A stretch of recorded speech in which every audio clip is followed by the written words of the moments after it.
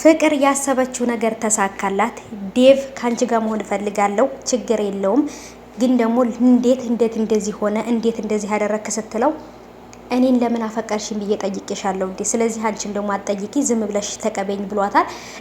አደይን ለማናደድ አደይን ለማበሳጨት ወይንም ደግሞ ባርኮት አደይን ስለሚያፈቅራት እሱን ሊበቀል ፈልጎ ነው ፍቅርን እህቱን ፍቅረኛ አድርጎ የተቀበላት ወይንስ ምንድን ነው?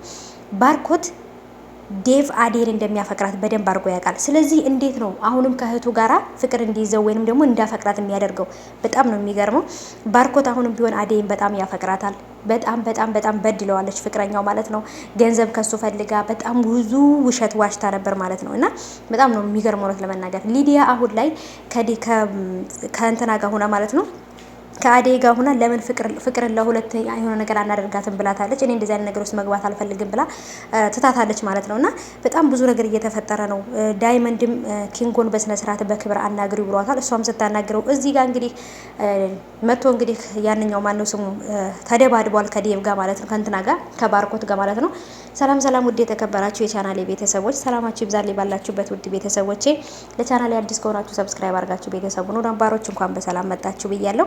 ሰብስክራይብ ስለምታደርጉ ስለምታበረታቱኝ እጅግ አድርጌ አመሰግናለሁ። ሁላችሁንም ማለት ነው ፈጣሪ ያክብርልኝ። በጣም አመሰግናለሁ። አሁንም እኔንም አበረታታችሁና ሰብስክራይብ ማድረጋችሁ ይቀጥል። አበረታቱኝ አሁንም እላለሁ ቤተሰቦቼ። ተወዳጁ የአደይ ድራማ እንግዲህ በተለመደው ሰዓት ተለቆልናል። በጣም ደስ የሚል ነገር ነበረው፣ ግን ደግሞ በጣም ትንሽ የሚያስከፋ ነገር አለው። አሁን ላይ ባርኮትም አደይን ያፈቅራታል፣ ኪንጎም ያፈቅራታል፣ ዴቭም ያፈቅራታል። እሷ ግን የሶስታቸውንም ፍቅር መቀበል አትፈልግም፣ ወንድምነታቸውን እንጂ ፍቅራቸውን አትፈልግም። ምክንያቱም እሷ የሚያገባት ሰው የሚያፈቅራት ሰው አይደለም ያጣችው፣ እንደ ወንድም የሚረዳት ምን ቸገረሽ፣ ምን ከፋሽ፣ ምን ሆነሽ ነው፣ ምንድነው የጎደለሽ ነገር ብሎ እንደ ወንድም የሚጠይቃት፣ እንደ ወንድም ከጎኗ የሚሆንላት መከታ የሚሆናት አይዞሽ ብሎ የሚያበረታታት ሰው ነው እንጂ ያጣችው የሚያፈቅራት የሚወዳት አላጣችም። ከገጠር ራሱ ባለሀብትን ሰው በቃ ባለሀብት ባለጸጋ ላግባሽ እያላት ነው ወደ ከተማ የመጣችው። ምክንያቱም የሚያገባ ሰው ሳይሆን ወይም የሚያፈቅራት ሰው ሳይሆን በትክክል ወንድም ሆኖ ከጎኗ ሆኖ የሚረዳት ሰው ነው አደይ ያጣችው። ስለዚህ አሁን በጭራሽ የእነሱን ፍቅር የምትቀበልበት ጊዜ አይደለም። በነገራችን ላይ ዴቭን በጣም ነው የሚያፈቅራት። ወንድሞቼ አትበይ፣ እኔ ወንድምሽ መቼም ልሆን አልችልም፣ እኔ ያፈቅርሻለሁ ብሏታል። እኔ እስከ መቼ ነው ይሄ ሁሉ ነገር በጣም ሰልችቶኛል ብላለች። እሷ ግን እኔ እንደራሴ አደይ ከዛ ቤት ወጥታ ሌላ ቦታ ብትሰራ በጣም አሪፍ ነው። ምክንያቱም እንደዚህ አይነት ነገር ከሆነ በሷ ሰበብ ሌሎች ልጆች ራሱ እንዳይጋደሉ እንዳይጣሉ ፈርቻለሁኝ። ብቻ ግን እጅግ በጣም አወዛጋቢ ነገር ነው ማለት ነው። እንግዲህ ሊዲያም እውነቱን ለባርኮት ነግረዋለች ማለት ነው።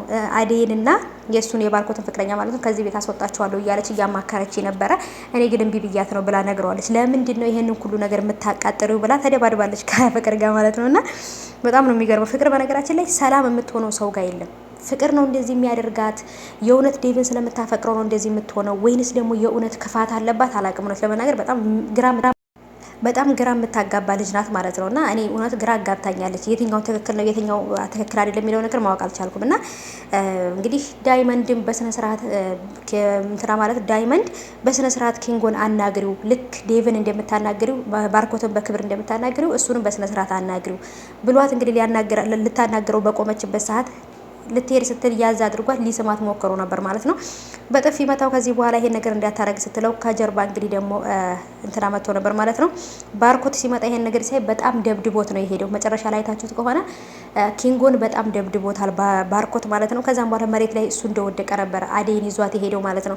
እና እሱ ልጁ ምን ይሆናል በኋላ ላይ ሌላ ችግር ያመጣል ብዬ በጣም ፈርቻለሁ። ፍቅርም እንደፈለገችው ሆኖላታል። ከዴቭ ጋራ ፍቅር ጀምራለች።